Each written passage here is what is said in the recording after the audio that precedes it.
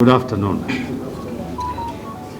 On Friday, 3rd of March, the High Court issued its verdict on our petition challenging the election of Ahmed Abdullahi as the governor of Wajir. Unfortunately, the court upheld the declaration of the governor by the Independent Electoral Commission, IEBC. We are dissatisfied by this decision and want to take this opportunity to announce that we shall move to the Court of Appeal to challenge this verdict. Our decision to appeal is informed by our belief and the evidence and the material fact that the elections were bungled in most of the constituencies in Wajir.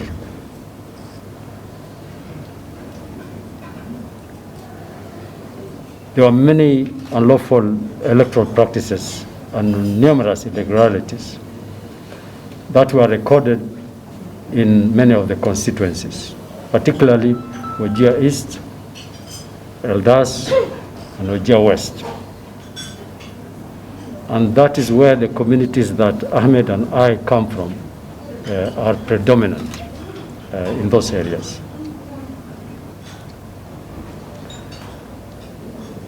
This included ballot stuffing, swapping of votes, failure to use the KIMS kits, and delayed transmission to do other things that are illegal. We firmly believe that the election was not free and fair and did not meet the threshold as set out in our Constitution. A fact we hope the appellate courts will agree with us.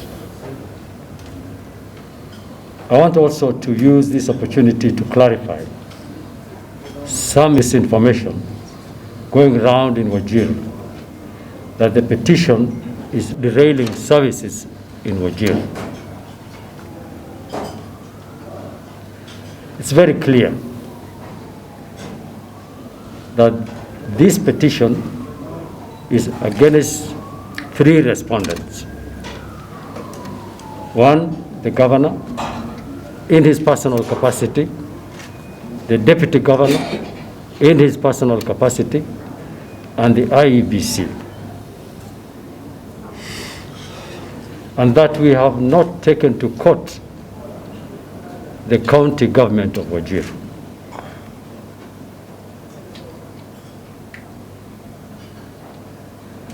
And therefore, there should be no reason why services are not provided or delayed to the people of Wajir on the basis of that rationale.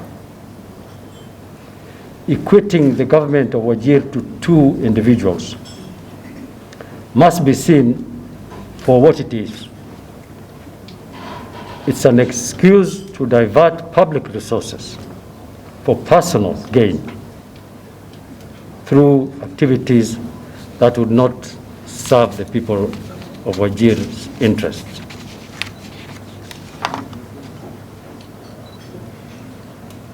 The County of Wajir in the last 6 months has received in excess of 4 billion shillings from the Exchequer.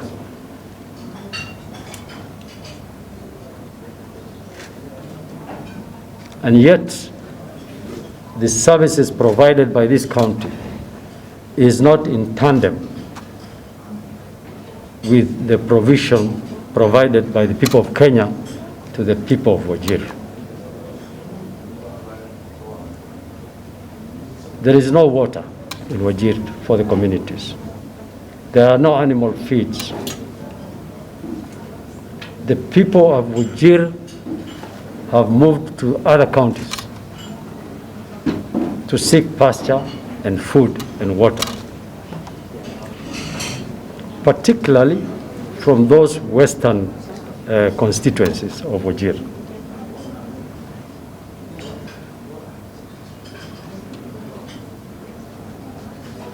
The county government must therefore, we don't want to use derogatory terms, but the county government must up its socks, must fulfill its obligation to provide services to the people of Wajir and not use this case as an excuse for the failure of service delivery.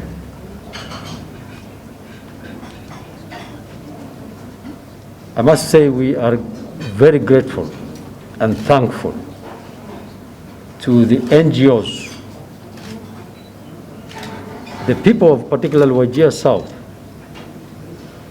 the people of Garissa County, the people of Tana River, the people of the locations in Somalia that are our neighbors, for hosting the communities that have left their homes to seek water, food, and pasture.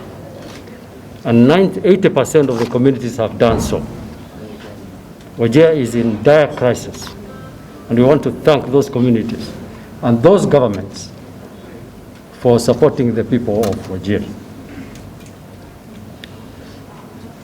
I want to ask my brother, who holds the office of the governor now,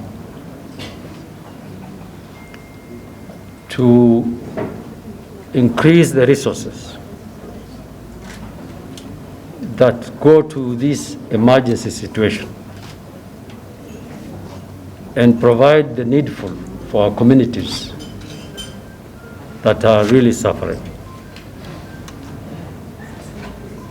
While the case is on, we want communities to maintain peace and brotherhood. I know sometimes this kind of event creates disharmony within the community.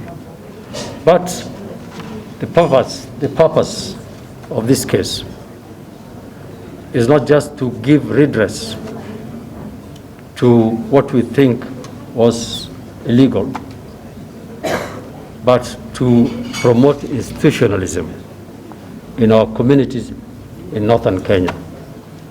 We want to look different from what is happening in our neighboring countries. And we want to look very much so like what is happening in other communities in this country. Thank you very much.